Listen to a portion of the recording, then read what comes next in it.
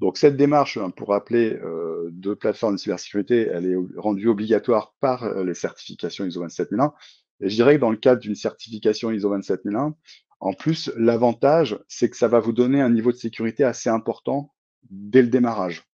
Si vous avez des vulnérabilités sur vos postes de travail, ça va permettre de les compenser. Je vais pas dire les résoudre, mais de les compenser. Par exemple, si vous n'avez pas pu sécuriser tous les postes de travail en termes d'enlever des postes, des rôles administrateurs ou de protéger les accès administrateurs, ça va permettre de le compenser puisqu'on va pouvoir, sécuriser en remédiation, en réponse, à un incident, le poste de travail, en cas d'incident.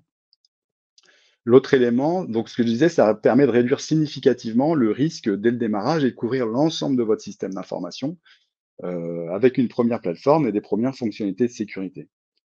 Ce qui n'empêche pas, et ça c'est très important dans toute démarche, de faire du préventif. Parce que là, on n'est plus sur de l'identification, mais cette identification, elle va nous permettre justement d'avoir beaucoup d'informations pour mieux faire du préventif. Par exemple, vous avez une fonctionnalité qui permet de surveiller que les configurations de sécurité qui sont installées sur les serveurs, sur les postes de travail, sont bien maintenues et que si elles changent, ben, il y a une alerte qui est remontée. Mais ça nécessite évidemment d'avoir configuré, en sécurité vos appareils.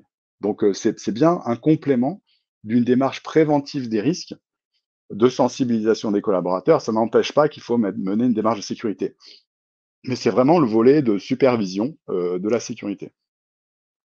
Donc ça permet, dans le temps, d'établir une cybersécurité technique qui est solide, avec, des outils qui vont venir en fait, comme en open source, vous trouvez quasiment toutes les fonctionnalités, de sécurité de base, bah, en fait, ça va permettre de vraiment de couvrir, avec une plateforme, l'ensemble des éléments de sécurité. Je réinsiste sur le fait que, c'est, ce qu'on appelle un plan do check act, donc de la planification, de l'amélioration, du contrôle et de la réalisation du contrôle et de l'amélioration, que ce soit pour votre système de sécurité open source, que ce soit aussi pour votre démarche, de cybersécurité de façon générale.